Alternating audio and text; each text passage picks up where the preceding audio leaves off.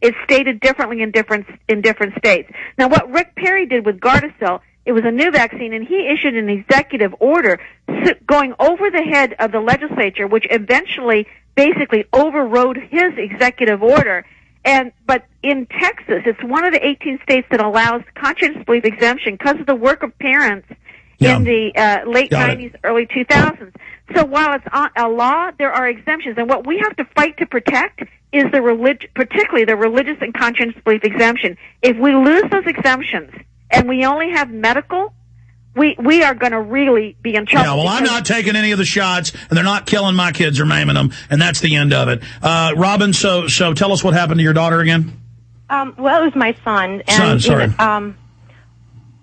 I could go on about that, but... Well, tell us. Go ahead. I'm going to shut up. You've got the floor. Go ahead.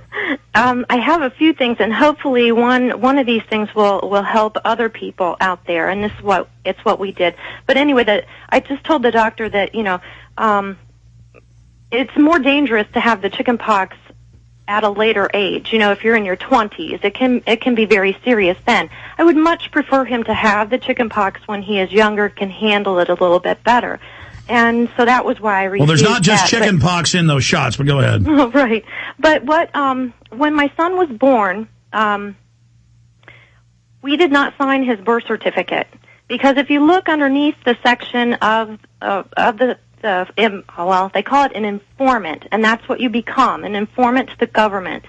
And so we did not sign his birth certificate, and we did not get him a Social Security number, because that Social Security number was never meant to be an ID number. Now, that's what Barbara was saying at the start of the show. Right. And so we refused both of those things. Now, we don't get a tax break, because he doesn't have a Social Security number, but he is a sovereign United States citizen. And I think more people need to start standing firm on that, because with what's going on in Florida, people are being taken from their homes. And that's probably because they signed these documents. Yeah, the CPS. And they've become wards of the state. Yeah, I hear you, Robin. The state good to hear. owns them. I hear you, Robin. Good to hear from you. Scott in Washington, you're on the air. Go ahead. Yeah, thank you for taking my call. For either one of the two of you, do you know anything about TB test? I used to work in a hospital in Las Vegas some years ago, and I don't know whether or not it was the county or whether it was a state thing where they required anyone who worked in the hospital to get tested for TB on a yearly basis, and I don't know if there was anything in the shot. Yeah, no. No. Where you give the TB test is supposedly the shells of the microorganism to test for antibodies of it to then see if you have it, because if you have an inflammation, that means you have TB because you have an autoimmune response. Barbara?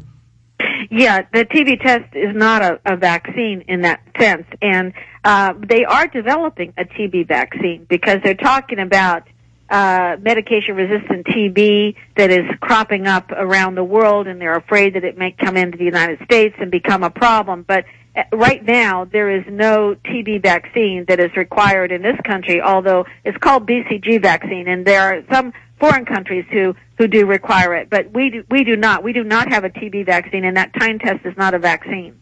Okay, well, that's good to know then.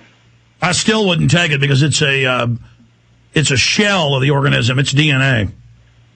Yeah, well, I no longer work at the hospital, and at the time when I started working there, as a matter of fact, I had just moved down there, and they said that it was either a law or required. I'm not even sure at this point because it's been so many years ago, but I was just curious to know about what they do is terrorize doctors and medical workers, and they're all scared, but there are more and more doctors who are vaccine-free and will not harass you and get in your face. We have a pediatrician who's like that, and as more and more of us say no, they can't look at you like you got 14 heads when you say no to shots at birth, and then later the nurses, the last baby we had, said, yeah, none of us take them either. You ought to see how many kids, when we shoot them up, have seizures. Yeah, none of us take it either, but we get in trouble if we tell you that. Hold on. Do you run into a lot of that, Barbara Loe Fisher, where the medical...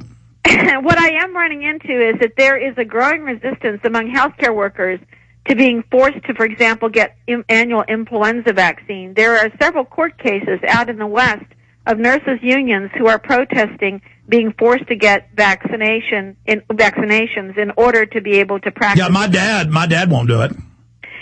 So, I mean, I think it's becoming an issue, not just for people, average citizens, but even the healthcare workers are being oppressed now. It's when the smallpox vaccine that they wanted to dilute the supplies. They tried to make the police take it, and they said no. Yeah, the first responders, they tried to take it, and MVIC issued this report about how risky that old smallpox vaccine really was. And other organizations then also did it, and the healthcare workers rejected the smallpox vaccine plan, and that's when it fell apart. Bill in Arizona, you're on the air. Go ahead, Bill. Barbara. I have a 12-month-old daughter, and Alex, you had mentioned when you came back from break that some of the biggest challenges amongst your staff with this topic is really convincing their wives about the negative effects of vaccines, and that's really the challenge that I'm having. And well, the chances are it'll fry the first kid, and you say, next, honey, can we now have a couple more that you didn't, basically assault? I mean, women are loving and good and are scared for their children, and the fear of the government, the fear they put in them makes them go out and take the shot. Barbara, you want to comment on this? Well, I think that, again, I'm all for information, and I think when people take the time to read the information, and we encourage them to read all the information, most people who become educated about vaccination know what to do. It's when they trust blindly other people telling them what to do. I'm all for people empowering themselves. I don't take anybody's word. Exactly. I look at the information, and I process it, and then I make a decision as to what is best. Barbara, I'm sure you've seen all the TV shows where the mother goes, she was a cheerleader in top of her class, and I just want to protect her. I wish somebody would have told me HPV's been killing people. My daughter's dead now. I mean, we've got to warn these people, don't we? Go ahead. Yeah, we do have to warn everyone to become informed. Because when something happens to your child, you who are going to live with the consequences, whatever decision you make, it's not going to be the health official sitting in Atlanta or in your state capital or the politician that you elected to office. It's going to be you, ultimately, who live with the pain of whatever happens to your child. And so you need to take responsibility and understand the choices that you're making, and understand that you're going to be accountable and you're going to be responsible ultimately for those decisions. And I think that this is where I have a lot of trouble with this sort of greater good argument that they keep making. The argument is you don't have the right as an individual parent to make that choice for your child, because if you don't make the choice that the government says you need to make, in this case, get vaccinated, you put your neighbor's child at risk. I've always said if the vaccines are as effective as the companies have said they are, then the vaccinated should have nothing to fear from those who choose not to get vaccinated. How dumb do they think the public is? They go, you got to take it because my kid will get sick from you. Well, wait, I thought you took it all. I thought you're protected. Yeah, I mean, we really have to stop believing in myths and misinformation, and we have to get the information. Well, Barbara Loe Fisher, you know the studies. A lot of the outbreaks are caused by the vaccines.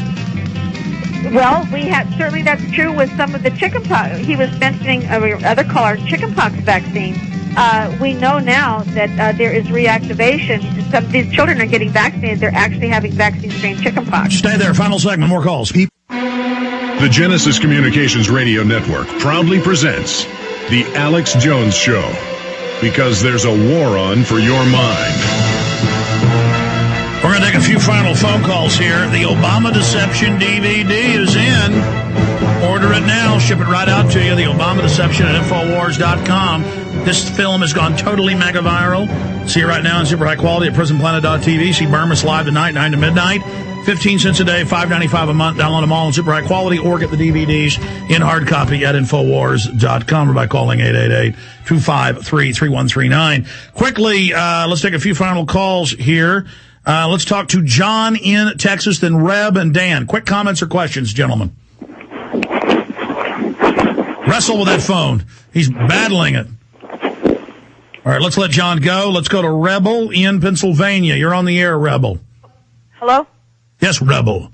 Hi, and my name is Rebel, like revolutionary. This will be a day long remembered. We've seen the end of Kenobi. We'll soon see the end of the rebellion.